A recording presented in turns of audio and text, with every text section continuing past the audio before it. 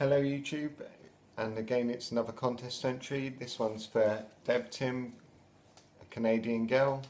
She's doing a 100 subscribers contest. She's on about 130 the last time I checked, and I do check her channel out. So if you've subscribed to me and you haven't subscribed to her, I highly recommend you do so. She puts great content. She loves her cichlids, you can tell it in her voice.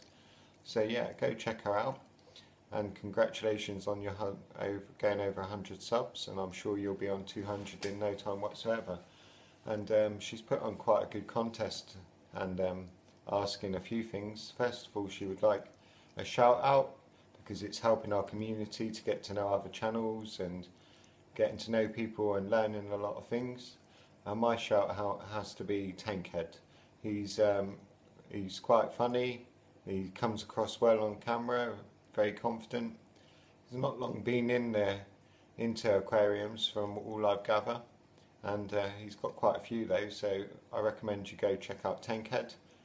I'll put a link in the description below, so go check him out. Also, as I say, check out Canadian Girl. So that's one thing she's asked for. The next thing she asked for was what is your favourite part of fish keeping? And what is your least favourite part of fish keeping? Obviously I'm going to start with the worst first. So the least part is obviously finding a fish in the morning or whenever you find one that's belly up, gone. It's especially worse if you had it a long time, and it's even worse if you've named it or your kids have named it, or yeah.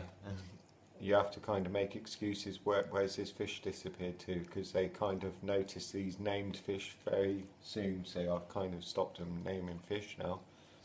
Not that we're losing fish on a regular basis, but we have recently lost two. One was beaten up and the other one for no reason. We had the pleco for over a year, and it was 4 years old from the man we got it from. It came in this tank and we had it from day one when we got this tank. So that's the least favourite part. And then I'd also say there's another least favourite part to this, and that's money. Because no matter what you do with this tank, you can always do more. You can go for a bigger tank, you can upgrade the LEDs, you can upgrade the control system to the LEDs, you can upgrade the filters, filter media, food. I don't know where you stop. You just can't stop when it comes to upgrading, and your pocket kind of tells you when you've got to stop upgrading, but normally I end up spending a bit too much.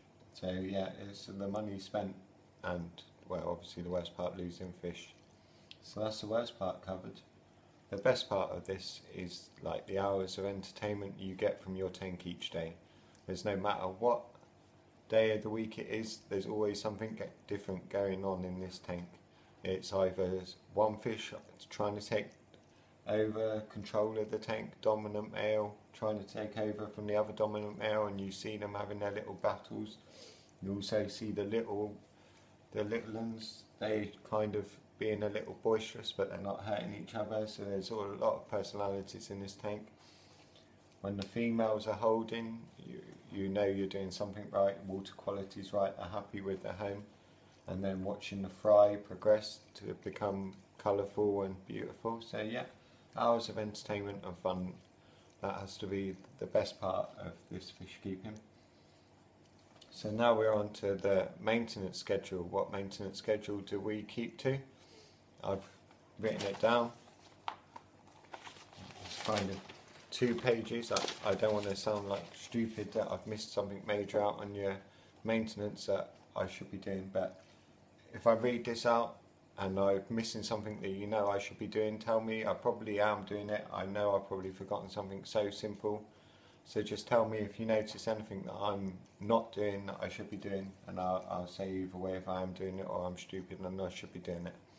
So obviously on a daily basis, as I said, you're checking for fish, making sure the fish are healthy. I've never really had problems with disease in the tank, and hopefully we never will have a problem with disease. We never lose fish on a regular basis, but you kind of need to deal with these situations fast if you come across them. So daily checking the fish. You're also checking your equipment, and you're normally doing this while you're sitting there. You'll see signs that maybe the water's leaking out or something, a pipe's come loose on the filter. That's happened before. So yeah, checking your equipment, checking the fish in the tank. You also clean the glass when it's needed, or if the kids have smeared their hands over it, you clean the outside of the glass. And you also feed in the fish on a daily basis. The fry, obviously, we're feeding more regularly. So that's the daily part of the maintenance. Then we go into the weekly. On a weekly basis, I'm taking between 30 and 50% of the water out. While I'm taking the water out, I'm vacuuming the substrate, and when I can't get to it, you'll see me on the video I've done, I'm putting my hands through it, I'm stirring it all up to get the crap out of the bottom, so really cleaning the substrate. I scrub the glass on a weekly basis with a glove. I'm also wiping down the LED strips because there's water film builds up on your LED strips and you're losing your amount of light that is given through the tank. So that's the weekly. Let me just check, that's the weekly, I think.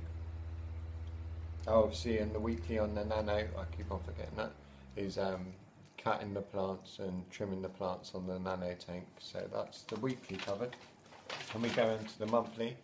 Monthly is you going a bit more in depth in your cleaning. I clean the wave maker, really giving it a good scrub. I don't really know how I can clean the substrate more, but cleaning the substrate a bit more, cleaning all the glass, cleaning, maybe sorting your cupboards out, making sure you've got everything in your cupboards you need. And yeah, that's monthly. Obviously monthly as well, I'm doing a water test. If the water test shows something wrong, I tend to up the water test, and I up the water changes on the tank as well. So that's monthly covered. Then it's the filters. The filters will know when they're starting to need cleaning, because on the water change you'll notice that the power on the outheads is gone down, and that's a sign. It's normally less than 5 months with our filters, it's normally about 3 months, but we stagger each filter. With the filter media, it's kind of, you change it to what type of media you've got. We're currently going to refurb the filters to the Pondguru's version with Pimp. He's got a video, Pimp My Filter. I'm going to send you over to his link. I'll put a link below for that, so check out the Pondguru's Pimp My Filter. He's got a really great idea on, and I'm sure he's probably the best one at it, on how showing you how to set up your external filters. We're not going to go with he's actually got a shop for media, so if you're in the UK it's quite cheap. And I think he does a good deal for the US, but for Germany his shipping is ridiculous. If I'm wrong on this, Pondguru, come tell me. I'm very happy to buy your stuff because it looks great.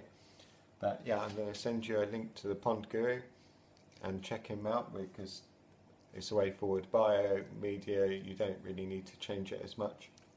So that's the way we're going forward on our filters.